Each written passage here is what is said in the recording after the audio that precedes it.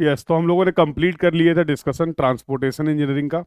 और transportation engineering में हम लोगों ने हाईवे, रेलवे और एयरपोर्ट के सभी इंपॉर्टेंट फार्मूलोज को रिवाइज किया जो आपके इंपॉर्टेंट है from your GATE 2023 exam point of view.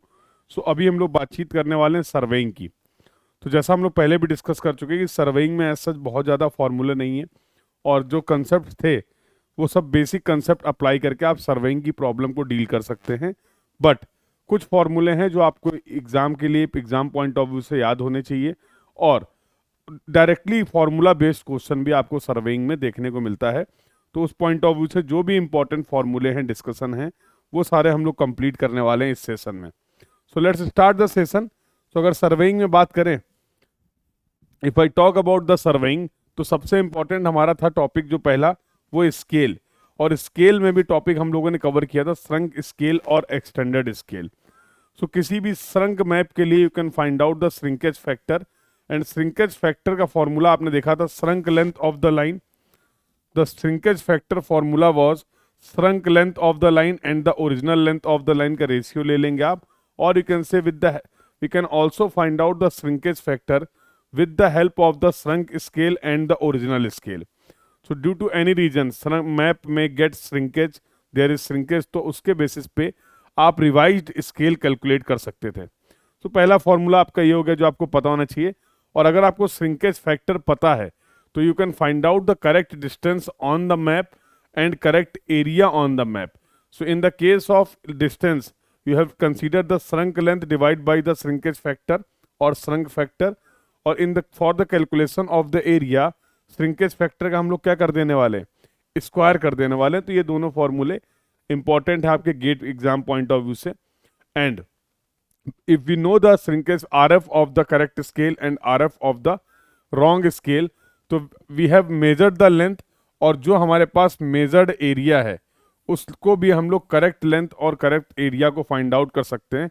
उसके लिए मुझे रॉन्ग स्केल का आरएफ पता होना चाहिए एंड करेक्ट स्केल का आरएफ पता होना चाहिए। अगर बात करें श्रिंकेज की, तो श्रिंकेज स्केल यहाँ पर पता होना चाहिए आपको आरएफ के टर्म्स में, और ओरिजिनल स्केल पता होना चाहिए आरएफ के टर्म्स में।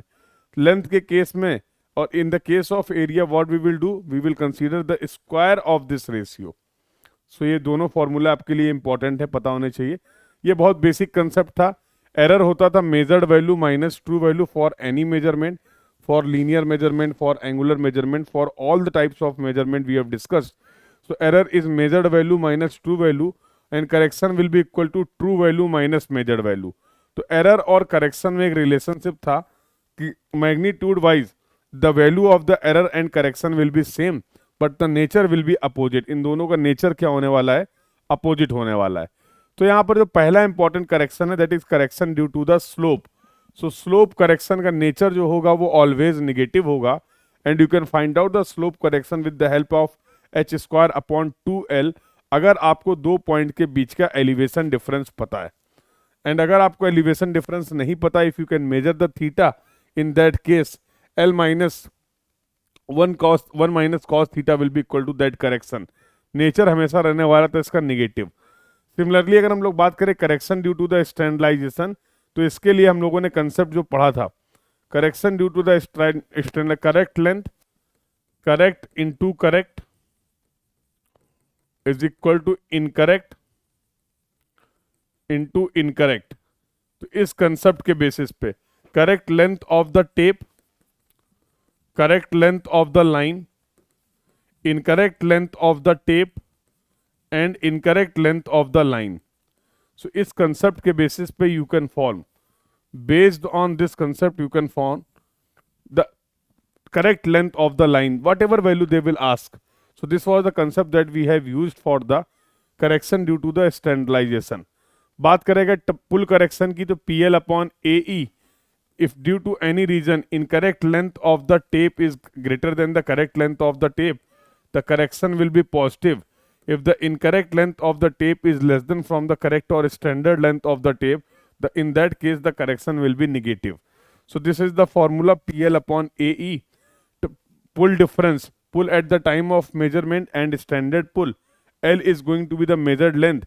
A is the cross sectional area of the tape and E is the modulus of elasticity of tape. तो जब कभी भी आप कोई क्वेश्चन देखिए related to the pull correction, तो यहाँ पर मेन जो आपको ध्यान देना है, you need to take care of the units, क्योंकि they are going to provide all the values in the different different units, yes और नो। सो प्रॉपर ध्यान रखना आपको यूनिट्स का, अदरवाइज यहाँ पर आप एक सिली मिस्टेक कमिट कर सकते हैं। So this was the formula for your pull correction. Similarly, temperature correction will be equal to L alpha delta T, and delta T में we will take the temperature difference, temperature at the time of measurement and standard temperature. So in this way you can find out the magnitude, or for nature we can calculate, we can see incorrect length. If the incorrect length of the tape will be greater than the correct or standard length, in that case the correction will be positive, and if the incorrect length of the tape is less than from the correct length or standard length of the tape, the nature is going to be negative for the correction. तो जब भी हम लोग बात करेंगे, whenever we will talk about the error and correction, हमें पता होना चाहिए कि उसका मैग्नीट्यूड और नेचर क्या है। नेचर बहुत ज़्यादा इंपॉर्टेंट है, उसी के बेसिस पे आप करेक्ट आंसर फाइंड आउट कर सकते हैं। नेक्स्ट जो करेक्शन था that was related to the sag, तो W square L1 cube upon 24 PM square pull at the time of measurement, और ये करेक्शन भी आपका होता था ऑलवेज निगेटिव। तो यहाँ पर ध्यान देना है, आपको टोटल वेट दिया गया है, total weight of the tape is given, और वेट ऑफ टेप पर यूनिट लेंथ इज गिवन, ये ध्यान रखिएगा, otherwise there will be a silly mistake. चलो, तो अगला था limiting length of the offset. Offset की कितनी लेंथ लें जिससे जब हम उस ऑफसेट की डिटेल को पेपर में प्लॉट करें तो error on the paper should not be greater than 0.025 centimetre. तो मैप की डिस्टेंस को और ग्राउंड की डिस्टेंस को हम रिलेट कर सकते हैं with the help of the scale. इस कंसेप्ट के बेसिस पे you can find out the limiting length of the offset. दो केसेस की हम लोगों ने बात की थी, जब हमने एरर कमिट करी थी इन द लेइंग डायरेक्शन, और केस 2 वाज रिलेटेड टू जब हमारी एरर हुई थी direction as well as in the linear measurement. तो दोनों ही केस के फॉर्मूले यहाँ पर हम लोग देख लेते हैं। तो एज सच कोई फॉर्मूला नहीं, मैं फिर से रिपीट कर देता हूँ, ये बेसिक कंसेप्ट आपने यूज किया था। This is the error, this is the length of the error on the paper that we can find, this was the error on the ground, yes और no. With the help of the scale इसको हमने paper पे error निकाल लिया, and it should not be greater than 0.025 centimetre. तो यहाँ से मैं फाइंड आउट कर सकता हूँ limiting length of the offset like this. Similarly अगर बात करें जब हमारी एरर जो हो रही है वो linear measurement as well as angular measurement में है, तो उस केस में आपने बोला ये ग्राउंड पे टोटल नेट एरर थी, with the help of the scale इस एरर को हमने कन्वर्ट कर लिया पेपर में, and this should not be greater than 0.025 centimetre. तो यहाँ से फिर आप निकाल सकते हैं limiting length of the offset, L will be equal to 1/sin theta under root 0.025 s whole square minus x square. x is the error in the linear measurement and theta is the error in the laying direction। तो ये दोनों cases हैं जो हम लोगों ने discuss किए थे related to the limiting length of the offset. So the next discussion, compass surveying. Compass surveying के केस में कोई भी फॉर्मूला नहीं है, कंपास सर्वेइंग के केस में कोई भी फॉर्मूला नहीं है, तो जस्ट ये मेंशन है बट इसको मैं नहीं एक्सप्लेन करूंगा। क्या ध्यान रखने वाली बात है, कंपास सर्वेइंग में आपने ट्रू बियरिंग को मेजर किया था with reference to the true meridian, magnetic bearing को आपने मेजर किया था with reference to the magnetic meridian, magnetic bearing you have measured with respect to the magnetic meridian. Declination था horizontal angle between the true meridian and magnetic meridian. ध्यान देने वाली बात यहाँ पर यह थी कि किसी भी केस में the position of the true meridian will not change, true meridian की पोजीशन नहीं चेंज होगी, मैग्नेटिक मेरिडियन की पोजीशन में वेरिएशन आ सकता है जिसकी वजह से डिक्लिनेशन चेंज हो सकते हैं। तो we will not consider positive declination और नेगेटिव डिक्लिनेशन। कंपास सर्वेइंग के हर सवाल को हम लोग सॉल्व करेंगे with the help of the diagram.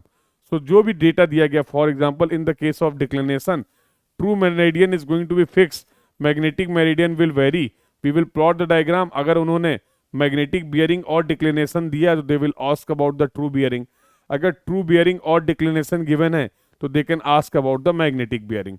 So no need to remember all these things in plus minus, otherwise you are going to get confused।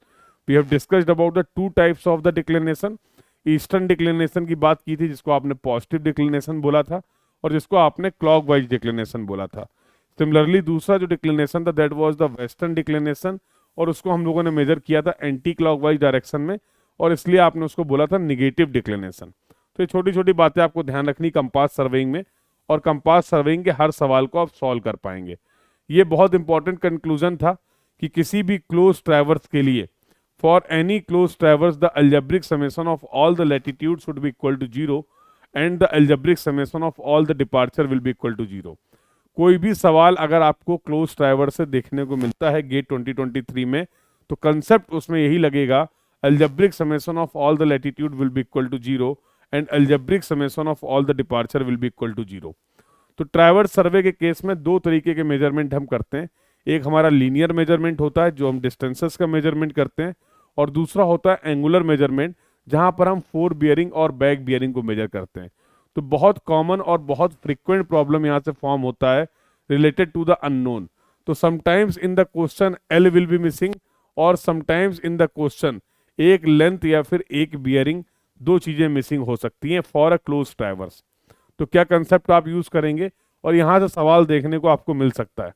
In your GATE 2023 you can expect a problem from this. So for this we can use only one equation, algebraic summation of all the latitude equal to 0 और algebraic summation of all the departure will be equal to 0। तो एक equation की help से हम आसानी से एक unknown को फाइंड आउट कर सकते हैं। बट कभी अगर ऐसा है कि दो अननोन है, एक लेंथ या एक बियरिंग मिसिंग है, उस केस में we require two equation. So फिर हम दोनों इक्वेशंस को यूज कर देंगे। Algebraic summation of all the latitude should be equal to 0 and algebraic summation of all the departure should be equal to 0। तो इसके बेसिस पे आप दो अननोन फाइंड आउट कर सकते हैं, एल और थीटा। तो ऐसे सवाल आपको 2 नंबर में देखने को मिल सकता है गेट 2023 में। If algebraic summation of all the latitude and algebraic summation of all the departure is not equal to 0, तो इस सर्वे वर्क में है आपकी error in latitude and error in departure. तो क्लोजिंग एरर भी बहुत इंपॉर्टेंट टॉपिक आपके GATE 2023 exam point of view से। तो बहुत फ्रीक्वेंटली आपसे पूछा जाता है what will be the magnitude and what will be the direction of the closing error. So magnitude is going to be under root error in the latitude का square plus error in the departure का square, and direction will be we are measuring, ये important है, ध्यान रखना आपको, जो closing error की direction है that direction you are measuring from the north in the clockwise direction, from the north in the clockwise direction in WCB system. So this is the notation that we have considered. अगर हमारे angle negative आ रहा है, इसका मतलब क्या है, जो assumption जो डायरेक्शन हमने एज्यूम की है उसकी अपोजिट डायरेक्शन कैलकुलेट कर रहे हैं आप, यस और नो। तो रिपोर्ट योर आंसर अकॉर्डिंगली। यहाँ पर ये चीज ध्यान देने वाली है कि हम लोगों ने एंगल या क्लोजिंग एरर की डायरेक्शन को जो डिफाइन किया है that we have defined from the north in the clockwise direction. So यहाँ से आप निकाल सकते थे क्लोजिंग एरर का मैग्नीट्यूड एंड डायरेक्शन। अगले डिस्कशन की अगर बात करें तो as per the Bowditch rule we can find out the correction. तो minus L1 upon summation L into error in the latitude and correction for departure minus L1 upon summation L, और you can say the perimeter into ED error in the departure. तो हर line के लिए हम correction for latitude निकाल सकते हैं और correction for departure निकाल सकते हैं, and when we will apply this correction तो we will get the corrected latitude and corrected departure. Similarly अगर बात करें ट्रांजिट मेथड की, तो ट्रांजिट मेथड के केस में LT was the मैग्नीट्यूड, सभी लैटिट्यूड के मैग्नीट्यूड का समेशन था। L1 को जब हम कंसीडर करेंगे तो here also we will consider the magnitude only. तो ये वही मैंने बोला है, हमेशा यहाँ पर हम लोग मैग्नीट्यूड लेने वाले हैं, तो ये पूरा रेशियो जो L1 और LT का रेशियो आएगा वो पॉजिटिव आएगा। सो इस तरीके से correction for the latitude of line 1 will be equal to minus L1 upon LT into error in latitude, and correction for the departure of line 1 will be equal to minus D1। Same concept यहाँ पर भी है, ये ratio आपको हमेशा positive देखने को मिलेगा because we are considering only magnitudes. तो correction for the departure of line 1 will be equal to minus D1 upon DT into error in the departure. So इस तरीके से आप करेक्टेड लैटिट्यूड निकाल सकते हैं और करेक्टेड डिपार्चर निकाल सकते हैं as per the transit method. अगला अगर बात करें लेवलिंग में, तो लेवलिंग में सबसे जो इंपॉर्टेंट है आपके GATE 2023 exam point of view से वो है अर्थमेटिकल चेक। तो arithmetical checks are very important from your GATE 2023 exam point of view. दो मेथड की बात करी थी, HI method and rise and fall method. तो algebraic summation of all the back side minus algebraic summation of all the fore side will be equal to the last RL minus first RL। ये आपका जो check था वो HI या फिर line of कोलिमिनेशन method का था, और एक चेक की और बात करें तो algebraic summation of all the back side minus algebraic summation of all the fore side will be equal to the last RL minus first RL, and it should be equal to algebraic summation of all rise minus algebraic summation of all fall. Algebraic summation of all rise minus algebraic summation of all fall. तो ये जो method आप देख पा रहे हैं, ये जो आप चेक देख पा रहे हैं, this is related to the rise and fall method. This is related to the rise and fall method. तो यहाँ से एक क्वेश्चन आपको देखने को मिलेगा गेट 2023 एग्जाम में. सो अगर लेवलिंग की बात करें, प्लेन लेवलिंग में, तो सबसे इंपॉर्टेंट है ये अर्थमेटिकल चेक. इन्हीं से रिलेटेड प्रॉब्लम आपको देखने को मिल जाएगा in your GATE exam. Next discussion की अगर बात करें, we can calculate the rise and fall. ये चेक मैंने ऑलरेडी आपको बता दिया. This is the check for the rise and fall method.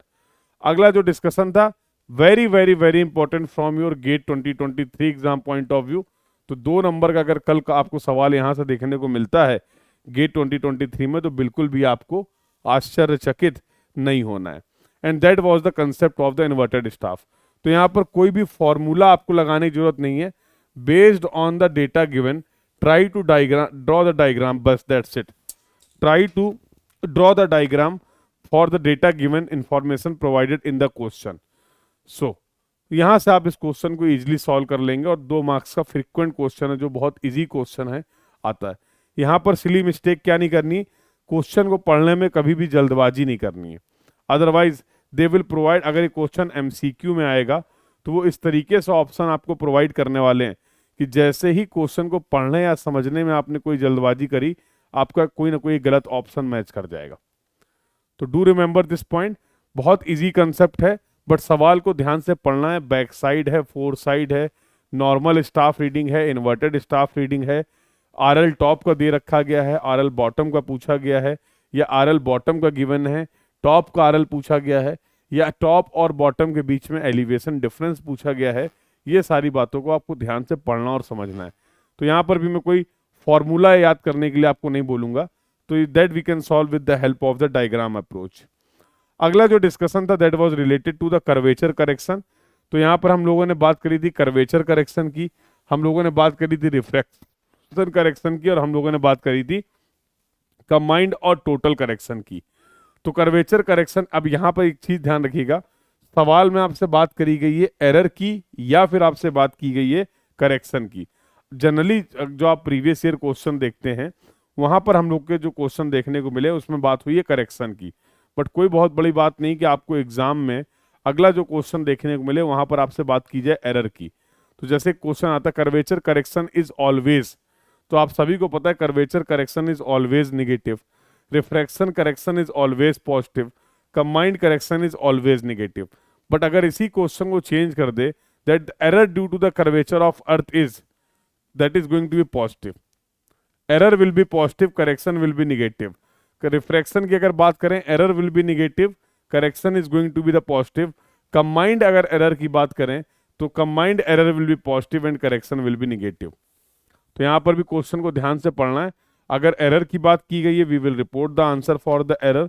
अगर करेक्शन की बात की गई, we will report the answer for the correction. तो यहाँ पर ये पता होना चाहिए आपको that the curvature correction is going to be minus 0.0785 d square. Refraction correction का जो मैग्नीट्यूड होता है 1/7 ऑफ कर्वेचर करेक्शन होता है, that is going to be 0.0112 d square. और कंबाइंड अगर कंसीडर कर लेंगे तो this is going to be 0.0673 d square. सबसे इंपॉर्टेंट बात है जो यहाँ पर आपको ध्यान रखनी है, वो याद रखनी है यूनिट्स. तो जितने भी ये करेक्शंस आप फाइंड आउट कर रहे हैं वो आपको मिलेंगे मीटर में. And D is the distance between the staff and the level instrument. D is the distance between the staff and the level instrument, and that D we always consider in kilometer. तो D हमें kilometre में यहाँ पे put करने वाले, and we will get the correction in meter. Units का ध्यान रखना है, इंपॉर्टेंट है ये बात. अगला डिस्कशन था correction distance of the visible horizon. यहाँ पर एक सबसे इंपॉर्टेंट गलती क्या होती है, जनरली ये क्वेश्चन आता है आपका NAT में. This type of the question you will get in NAT. और ये ध्यान से देख लेना किस यूनिट में आपसे आंसर रिपोर्ट करने को बोला गया है. They have asked the final answer in kilometre और they have asked the final answer of the final value of the distance of visible horizon in metre. तो ये एक सिली मिस्टेक हो जाती है, यूनिट अगर मिस कर दिया आपने तो सारा कंसेप्ट भी आप सही लगाएंगे, वैल्यू भी सही निकालेंगे, क्योंकि जनरली जो हम प्रैक्टिस करते रहते हैं वहां पर हम इस डिस्टेंस को रिपोर्ट करते हैं in kilometre, but in the exam they can ask the same value in metre. तो ऐसी गलती नहीं करनी, तो इसका ध्यान रखना आपको। दो केसेस हैं यहाँ पर। एक पॉइंट की अगर बात करें तो based on the combined correction ये एक्सप्रेशन आपने निकाल लिया था, d is equal to 3.855 under root H, d is the distance in kilometre and here h you need to put in metre. तो take proper care of the units. Similarly अगर दो point हैं तो उस केस में d will be equal to 3.855 under root h1 plus under root h2। यहाँ पर भी जो h1 और h2 हैं वो दोनों हम लोग पुट करेंगे इन मीटर में, and d we will get in kilometre. तो दो केसेस थे डिस्टेंस ऑफ विजिबल हॉरिजन के, इंपॉर्टेंट है। जियोडेटिक लेवलिंग से गेट 2023 में सवाल आपको देखने को मिल सकता है, और लेवलिंग से तो सवाल आएगा ही ना भाई। तो सर्वेइंग का पेपर में आप जा रहे हो देने, सर्वेइंग अगर है तो लेवलिंग ऑलरेडी बहुत इंपॉर्टेंट टॉपिक है जिसके सारे कंसेप्ट आपको पता होने चाहिए। सो this was the concept of the distance of visible horizon. अगला जो कंसेप्ट था वो रेसिप्रोकल लेवलिंग था। किन्हीं भी दो पॉइंट के बीच में एलिवेशन डिफरेंस को हम लोग फाइंड आउट कर सकते हैं based on the staff readings.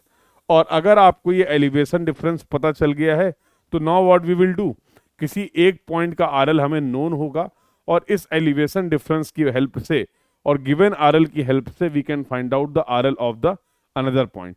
तो ये आपके स्टाफ रीडिंग थे। जब आपने स्टाफ को इंस्ट्रूमेंट को प्लेस किया था नियर ए तो आपको रीडिंग मिल रही थी H A and H B, and when we have shifted our instrument near the point B तो हमें स्टाफ रीडिंग मिल रही थी H A dash and H B dash.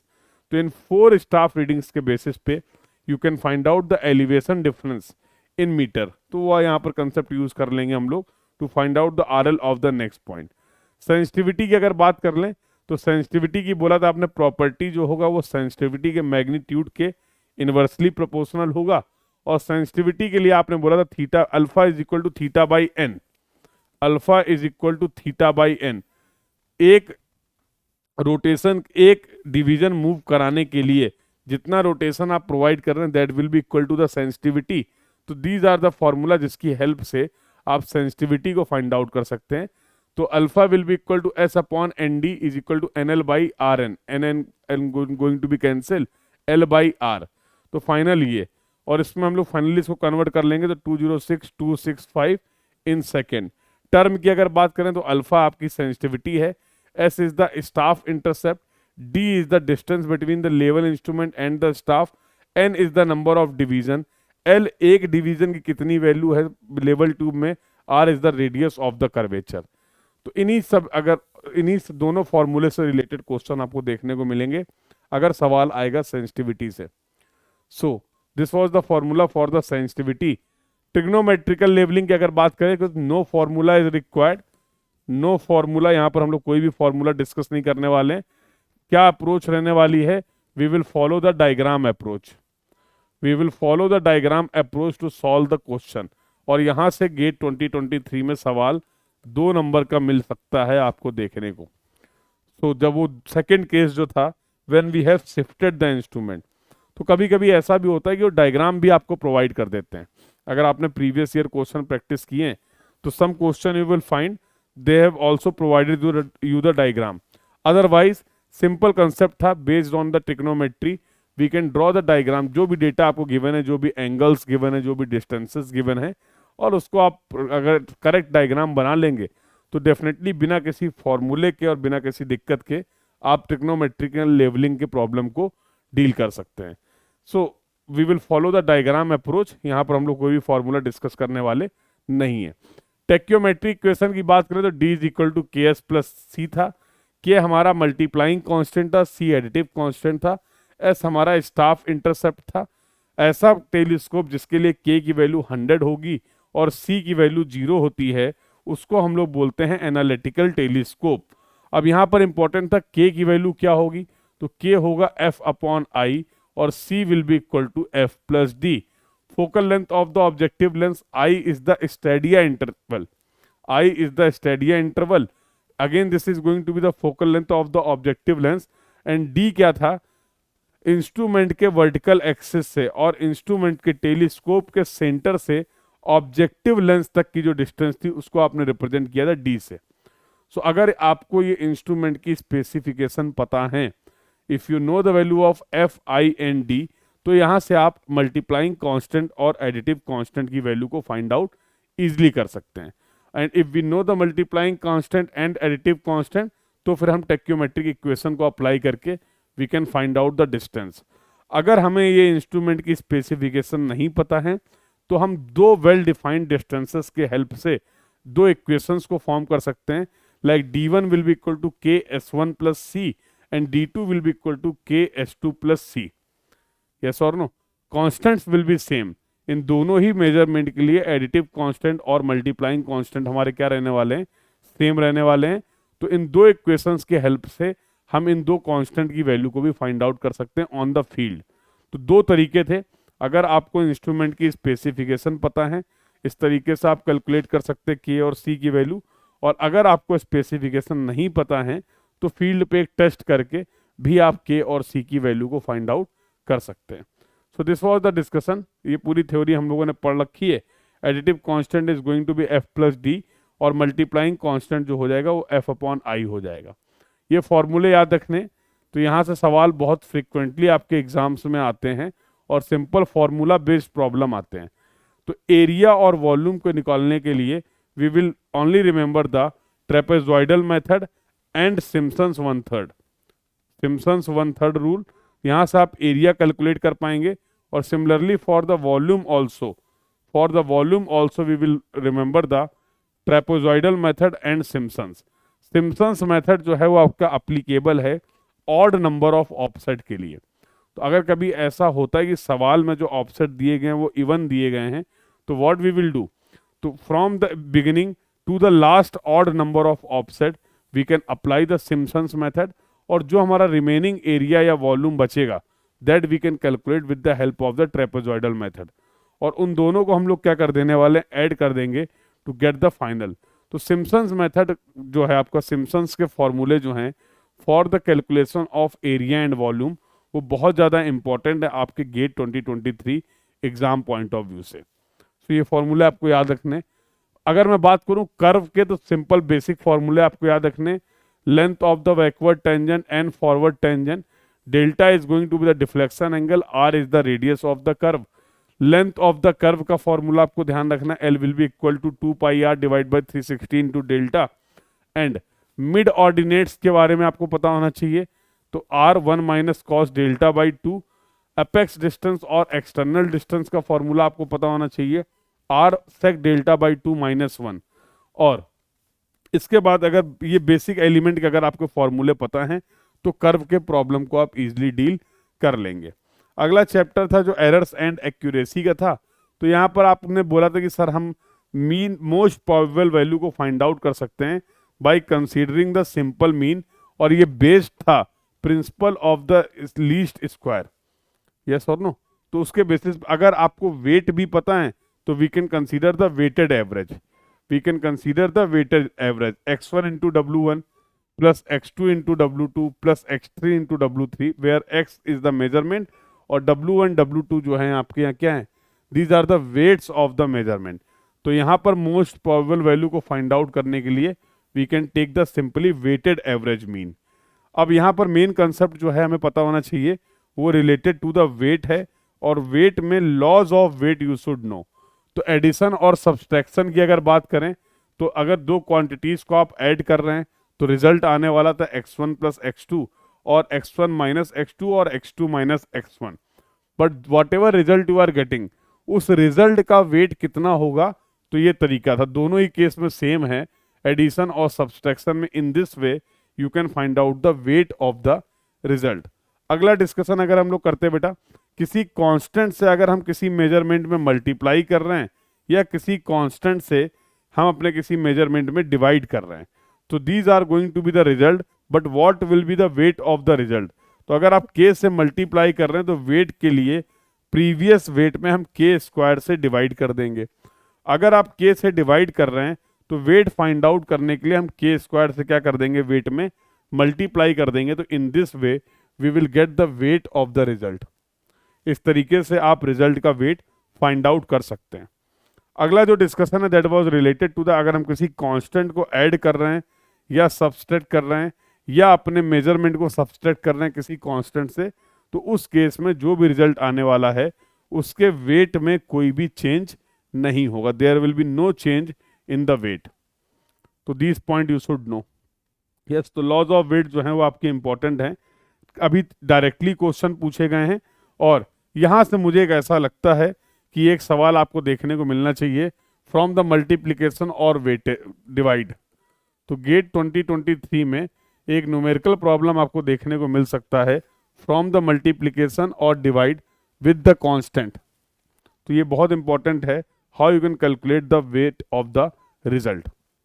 तो आई होप ये सभी डिस्कशन सभी को क्लियर है और इनके क्वेश्चंस, इनके कंसेप्ट, क्या क्या पॉसिबल क्वेश्चंस हैं, ये सारी चीज़ें हम लोगों ने अपने क्रैश कोर्सेज में भी कवर की हैं। हर सेशंस में लगभग ये बातें आपको बताई गई हैं। तो अगर यहाँ से कोई सवाल आएगा तो आई थिंक आप सभी उस प्रॉब्लम को ईजिली सॉल्व कर पाएंगे। तो सी द नेक्स्ट डिस्कशन। अब यहाँ पर आते फोटोग्रामेट्री सर्वे में। तो फोटोग्रामेट्री सर्वे में 3 स्केल की बात की थी। Scale of the vertical photograph, S will be equal to F upon H minus H, A और A। S एवरेज की हम लोगों ने बात की थी, तो F upon H minus H average बोला था। और S डेटम स्केल की बात की थी, तो that was F upon capital H। GATE 2023 के लिए अगर आप मुझसे पूछोगे तो ये टॉपिक मुझे लगता है कि अब आपको प्रॉब्लम देखने को मिल सकता है एवरेज स्केल से रिलेटेड। तो अगर कई पॉइंट्स हैं, let's say points are having the elevation H1, H2, H3 and so on, तो we can find out the average height and that is going to be H1 plus H2 up to Hn divide by n। Capital H is your flying height. Capital H is going to be the flying height, or you can say height of the exposure station above the mean sea level. F is the focal length of the camera. F is the focal length of the camera. और ध्यान देना, scale को हमेशा हम represent करते हैं 1 in n और 1:n form में। Always we will represent the scale in 1:n or 1/n form. तो scale of the vertical photograph photogrammetry का पहला और बहुत इंपॉर्टेंट टॉपिक है, जहां से सवाल आपको देखने को मिलता है 2 मार्क्स का। तो ये फॉर्मूले that you should know. For any particular point we can define the scale, we can define the scale for the average height और you can say the average elevation, और this is the scale that we can define for the datum. So अगला जो discussion था, 2 points के बीच में, अगर आपको 2 points के फोटोग्राफिक कोऑर्डिनेट्स पता हैं और उन दोनों पॉइंट्स के ग्राउंड में एलिवेशन अलग अलग हैं, तो how you can find out the distance of the ground distance between the point with the help of the photographic coordinates. तो सिंपल था, हम ग्राउंड में 2 पॉइंट के बीच के डिस्टेंस को फाइंड आउट कर सकते हैं अगर हमें उनके ग्राउंड के कोऑर्डिनेट पता हैं, अगर हमें उन दोनों पॉइंट्स के ग्राउंड के कोऑर्डिनेट्स पता हैं। But that we don't know, तो what we will do, we can calculate the ground coordinate, we can calculate the ground coordinate with the help of these photographic coordinate. So here H is the flying height, small ha is the elevation of the point A, F is the focal length, or small xa is the photographic coordinate of the point A. Similarly for ya and similarly for the point B. Similarly for the point B. तो capital XA, capital XB and capital YA और capital YB की value को आप find out कर सकते हैं with the help of the photographic coordinates.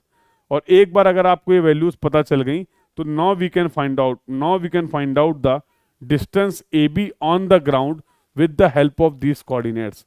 तो ये सवाल भी, ये टॉपिक भी मुझे लगता है गेट 2023 के लिए इंपॉर्टेंट है। अब आपको यहाँ से सवाल देखने को मिल सकता है। तो अगला क्वेश्चन जो था that was related to the, अगला डिस्कशन है that was related to the relief displacement. तो किसी ऑब्जेक्ट की टॉप और बॉटम की पोजीशन पे जो डिस्प्लेसमेंट आपको देखने को मिल रहा था ऑन द फोटोग्राफ, उसको आपने बोला था relief displacement. So we have discussed all the derivation part. तो relief displacement was r minus r naught. So for example, this was the photograph and this is the top position and this is the bottom position. So this is going to be small t and this is going to be small b. तो if this was the photographic principal point, तो आपने बोला था sir जो relief displacement होगा that let's say this distance is going to be r, top की position photograph में है वो r से रेडियल डिस्टेंस आप रिप्रेजेंट कर रहे हैं, और बॉटम की जो पोजीशन है for that we are using the term r naught. तो r minus r naught is going to be the radial distance. तो r और r नॉट आपको पता होना चाहिए. h is the height of the object, d is the relief displacement, capital H is the flying height. तो उसके basis पे आप रिलीव डिस्प्लेसमेंट को फाइंड आउट कर सकते हैं.